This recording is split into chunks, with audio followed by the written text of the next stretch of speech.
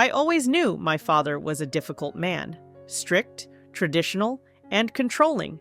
He believed that respect and obedience were the cornerstones of family life, and in his world, respect meant unquestioning compliance. He had built a successful small business in his younger years, and with that success came an inflated ego. He carried himself like a king, expecting his children to bow in gratitude for the life he provided. I was his firstborn, the daughter who always did what needed to be done. I managed his appointments, handled his bills, and after my mother passed away 5 years ago, took on the responsibility of his medical expenses.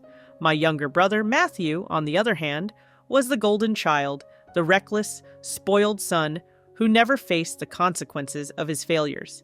He bounced from job to job, always with some excuse, always with a hand out for money. My father enabled him at every turn. "He's a man, Emily," my father would say dismissively. "Men need time to figure things out. Women just need to listen and support." I had always known where I stood in the family hierarchy. My father had made it clear that Matthew, despite his incompetence, was his legacy. My role? To serve, to be the good daughter, to make his life easier.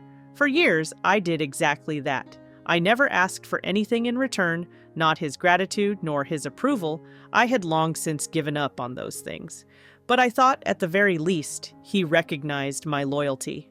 That illusion shattered one evening during dinner. It was a Sunday, and as usual, my father insisted we gather at his house for dinner. Even though I was exhausted from a full work week, I had spent the day cooking his favorite dishes: roast chicken, mashed potatoes, and homemade bread. The meal was perfect, the kind my mother used to make, and for a moment I almost fooled myself into thinking we were a normal family. Then, casually, like he was discussing the weather, my father took a sip of his whiskey and said, "I rewrote my will last week." Matthew, slouched in his chair, barely paying attention, perked up at those words. I felt my stomach tighten. "Oh?" I kept my voice even, though my hands clenched under the table. "Yes," my father continued, swirling his drink. "I've removed you from it." The room was silent except for the clink of ice in his glass. My breath hitched, but I forced myself to stay composed. "Excuse me?" My father raised an eyebrow, as if my reaction was unexpected. "You never listen, Emily. You don't obey me. You argue, question, and challenge my decisions. So why should I leave anything to a disobedient daughter?" Matthew snorted, stuffing another bite of food into his mouth. "Makes sense to me." I ignored him. My focus was on my father, who was watching me with the smug satisfaction of a man who believed he had all the power. "You mean to tell me," I said slowly, "that after everything I've done for you, after paying for your medical bills, your house maintenance, managing your accounts, you're cutting me out because I won't blindly follow your orders?" My father shrugged, unconcerned. "That's right." I felt a sharp, cold anger settle into my bones. For years, I had shouldered the burdens he should have managed himself. I had made his life easier at every turn, sacrificing my own peace in the process. And for what? To be discarded like an ungrateful servant? I pushed my chair back, standing up. "Then I assume you no longer need my financial support either." That wiped the smug look off his face. "What?" "You heard me," I said, voice calm but firm. "If I don't exist in your will, then you don't exist in my bank account." My father scoffed. "Don't be ridiculous, Emily. Family takes care of family." I laughed, a bitter, humorless sound. "Exactly." I grabbed my coat and turned to leave. His voice turned sharp. "Where do you think you're going?" I glanced back at him, my decision already made. "Home, Dad. You made it clear there's no place for me in yours." And with that, I walked out the door, leaving him to stew in the mess he had created. The first call came the next morning. I was sipping my coffee, still reveling in the quiet satisfaction of my decision, when my phone buzzed. My father's name flashed across the screen. I let it ring. He called again, and again. By the fifth call, I finally answered, more out of curiosity than anything else. "You're being childish," he barked the moment I picked up. Good morning to you too, Dad, I said dryly. This isn't a joke, Emily, he snapped. I got a call from the electric company. They said the automatic payments didn't go through. That's right, I replied, taking a slow sip of coffee. I removed my card. Silence. Then a sharp inhale. You can't do that. I can, and I did.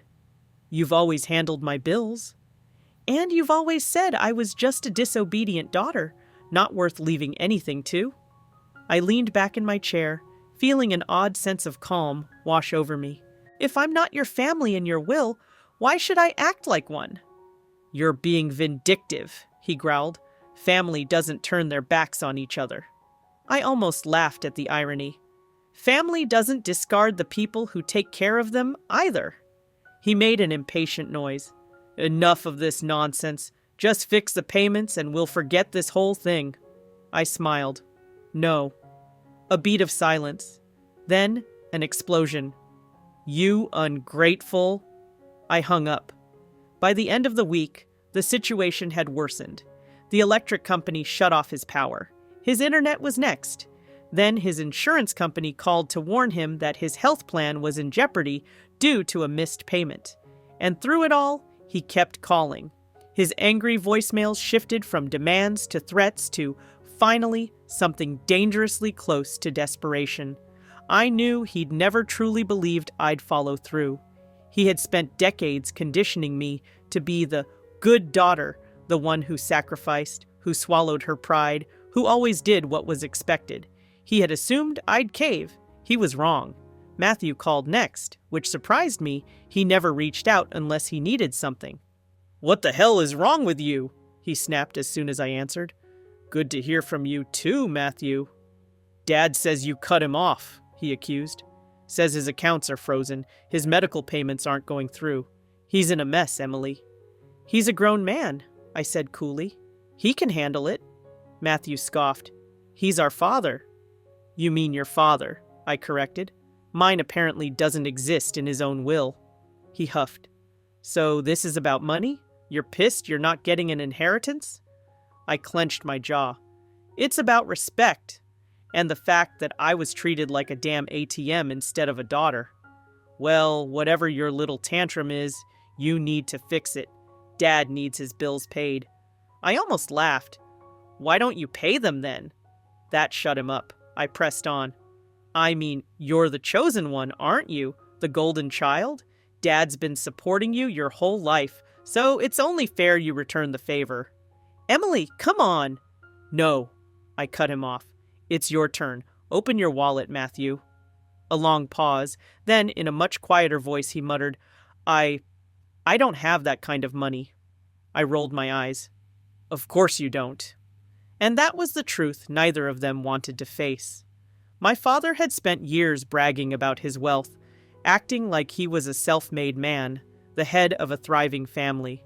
But the truth was, I had been holding everything together.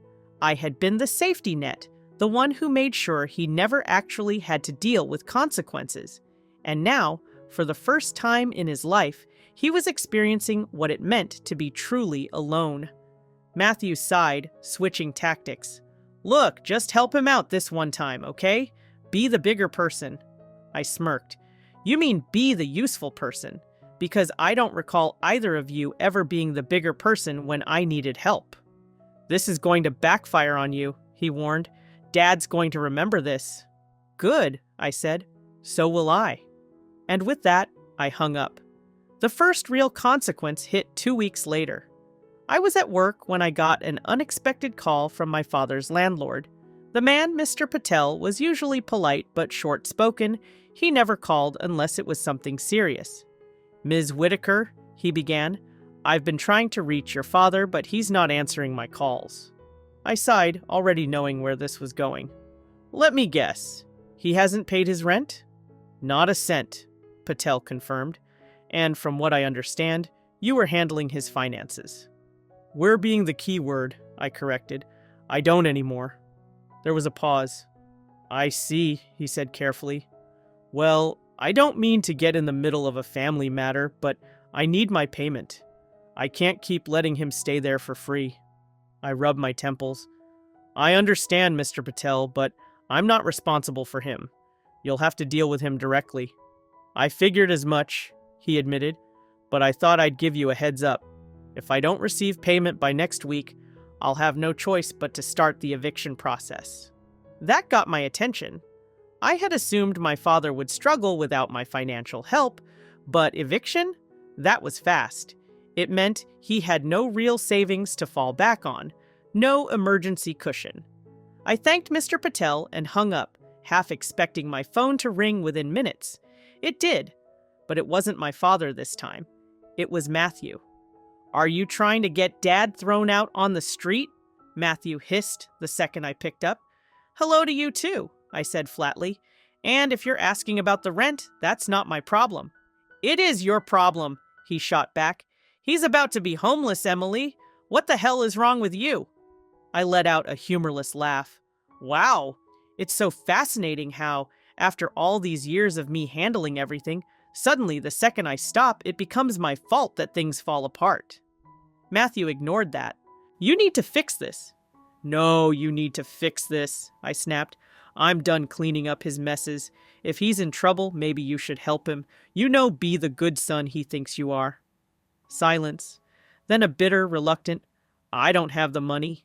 I smirked. "And whose fault is that?" "God, you're such a bitch," he spat. "You think you're punishing him, but all you're doing is proving how selfish you are." The words should have stung, but they didn't. Instead, they made me angry. "You know what's selfish, Matthew?" My voice was ice. "Expecting me to bankroll both of you while getting nothing in return. Expecting me to sacrifice my own future so that you two never have to grow up. That's selfish." I took a breath, forcing my tone back to something steadier. Dad made his choice. He wanted to erase me from his life? Fine, but that works both ways. Matthew made a frustrated noise. "So what? You're just going to let him get kicked out?" If he can't afford his rent, then he should have thought about that before cutting off the only person keeping him afloat. I hung up before he could respond. Days passed, then a week. I stopped checking in, stopped answering calls. I didn't ask how my father was handling things because, frankly, I didn't care anymore. But then, late one evening, I got a message from my father. Not a call, not a demand, just a single pitiful text. "We need to talk." For a moment, I just stared at it. Then slowly, I typed my response. "Why? I'm not your family, remember?" A few minutes later, another text came in. "Please?" I hesitated, then typed back, "Are you calling to apologize?" There was a long pause. Then, "I just need to talk to you." I sighed. It wasn't an apology. Of course it wasn't. My father didn't do apologies. Still, curiosity got the better of me. I called him. He picked up on the first ring. "Emily," he said. His voice sounded different, hoarse, less sure. I said nothing, waiting. He cleared his throat. "I need your help." There it was, the first crack in his pride. I tilted my head even though he couldn't see me. "With what?" There was a beat of silence. Then, finally, he admitted, "I can't pay my medical bills." I almost laughed. The irony was delicious. "You mean the same medical bills I've been handling for years? The ones I told you about months ago? Those bills?" He exhaled sharply, irritated. "Emily?" "No." I cut him off. "Say it. Say you need me." He bristled. I could hear the sheer effort it took for him to bite back his usual condescending remarks. His voice tightened. "I need you." I leaned back, smiling. "Too bad," I said, and hung up. Matthew showed up at my apartment the next day. I opened the door to see him standing there, looking furious. "You humiliated him," he accused. I smirked. Did I? Or did he humiliate himself? Matthew shoved a hand through his hair, pacing. "Emily, for God's sake, just help him. One time. That's all. He's in a mess. His credit's ruined. His insurance lapsed." I held up a hand. "Wait, his insurance lapsed?" Matthew hesitated. "Yeah," he admitted. "He missed the payment deadline. His coverage is gone." I let out a low whistle. That was bad. My father had several ongoing health conditions, and without insurance, his medical costs would skyrocket. So let me get this straight, I said. He's broke, uninsured, and about to lose his apartment? Matthew's jaw tightened. Yes. I let out a mock gasp. Wow, it's almost like he should have thought about that before deciding to cut me out of his life. Matthew glared at me. You love this, don't you? I shrugged. I warned him, repeatedly. He didn't listen. That's not my fault. He's our father, Matthew said, voice taut. No, I corrected. He's your father. I was just his financial plan. I leaned against the doorframe, arms crossed. Now tell me, what's your plan? Matthew opened his mouth, then closed it. He had no plan. Of course he didn't. And neither did my father, which meant, for the first time in his life, he was completely on his own. It took another week before my father finally broke. I had been expecting it, waiting for the moment when his pride would finally collapse under the weight of his own decisions. The man who had spent his life controlling others was now powerless, and for once, he was the one begging for scraps. When the call came, I let it ring a few times before picking up. His voice was different now, no arrogance, no sharp edge, just pure, hollow exhaustion. Emily, he said, his voice hoarse, I need to see you. I almost laughed. The last time we spoke, he had been furious that I wouldn't rescue him. Now he sounded like a man who had finally realized the ground beneath him had crumbled. What for? I asked. A long pause. Please, he said. Just, please. We met at a small diner, the kind of place he never would have set foot in before. He had always looked down on places like this, too cheap, too ordinary, not worthy of his time. And yet, here he was, sitting in a cracked vinyl booth, shoulders slumped, staring at a cup of black coffee like it held all the answers to his problems. He looked old. The man who had once lorded over our family, who had dictated my life like he was some infallible ruler, now looked small and desperate. His suit, always immaculate, was wrinkled. His hands, once steady and firm, shook slightly as he lifted his coffee cup. For a moment, I just stood there, drinking it in. Then finally, I slid into the seat across from him. He looked up at me, eyes filled with something I had never seen before. Not anger, not disappointment, defeat. I tilted my head, resting my chin on my hand. Well? He exhaled, setting the cup down. I lost the apartment. I didn't react. I had already known that was coming. And? My medical bills. He hesitated. The collections agency is after me. I nodded. And? His jaw tightened, his fingers clenching into a fist. He hated this. Hated admitting weakness. Hated needing me. I don't have anywhere to go, Emily. There it was, the final crack in the foundation.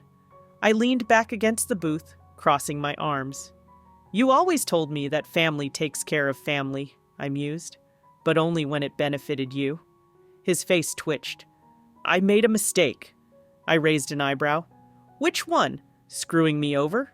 Assuming I'd clean up after you? Or cutting off the only person who actually gave a damn? His lips pressed into a thin line. I thought... He sighed, shaking his head. I didn't think you'd actually walk away. I snorted. That much is obvious.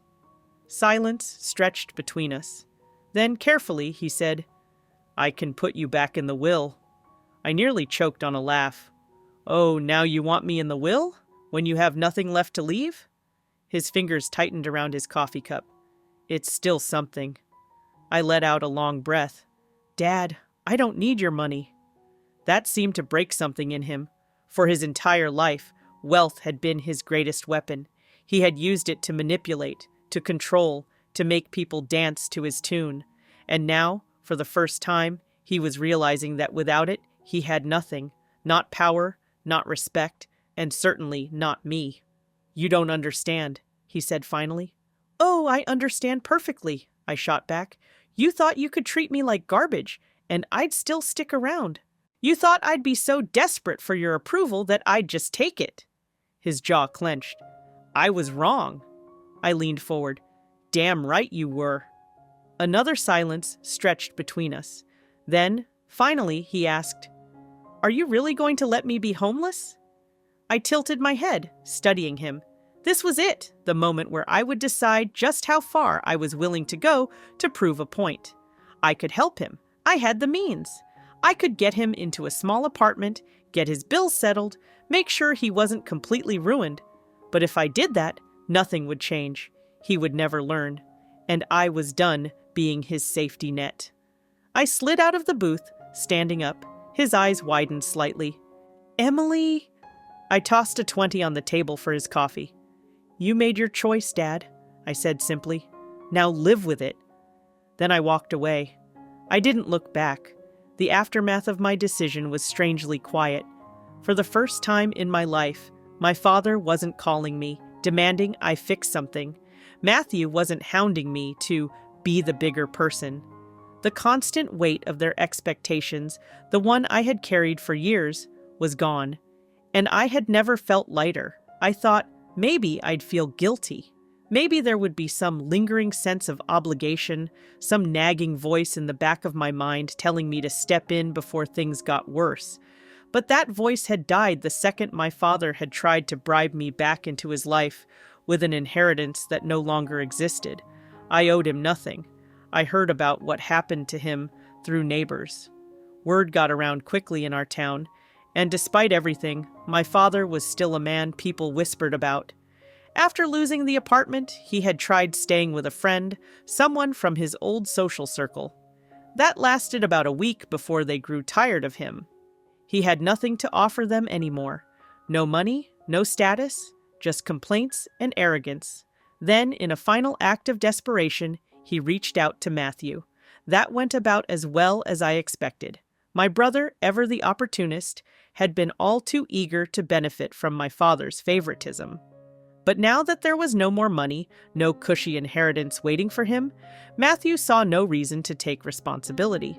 So he did what he always did. He ran, he cut off contact, changed his number, moved in with a girlfriend who had no interest in dealing with his baggage. My father had spent his entire life believing Matthew was his legacy, his pride and joy, the son who could do no wrong. And yet, when everything crumbled, when he needed Matthew the most, Matthew was nowhere to be found. I should have felt satisfaction at the irony. Maybe I did, a little. But mostly, I just felt done. There was no joy in seeing my father fall apart. Just relief that I wasn't the one holding him up anymore. I did, eventually, find out where he ended up. One of my old family friends reached out, hesitant, as if she wasn't sure I'd want to know. He's in a state-funded senior facility, she said carefully. Not the worst, but not great either. I nodded. And? She hesitated. He's been asking about you. I let that sink in for a moment. My father, the man who had dismissed me, cut me out, expected me to come crawling back, was finally looking for me. The old me would have gone. The daughter I used to be, the one desperate for any scrap of approval, would have visited, would have sat by his bedside, let him spit out some half-hearted excuse for an apology. But that girl didn't exist anymore. I hope he finds what he's looking for, I said simply, but it won't be from me. My friend studied me for a long moment, then nodded. I figured. She didn't bring it up again. Months passed. Without my father's financial burden weighing me down, I started focusing on myself. I took a promotion at work, one I had previously turned down because it would have meant taking time away from managing his affairs. I moved into a better apartment, one that was truly mine. I started traveling, exploring new places, reclaiming all the years I had lost, taking care of a man who had never once considered what I needed. And the best part? For the first time in my life, I wasn't waiting. I wasn't waiting for a call or a demand or an insult wrapped in the guise of fatherly wisdom. I wasn't waiting for some grand moment of validation that would never come. I wasn't waiting for him. I was just living, and it was the best thing I had ever done for myself.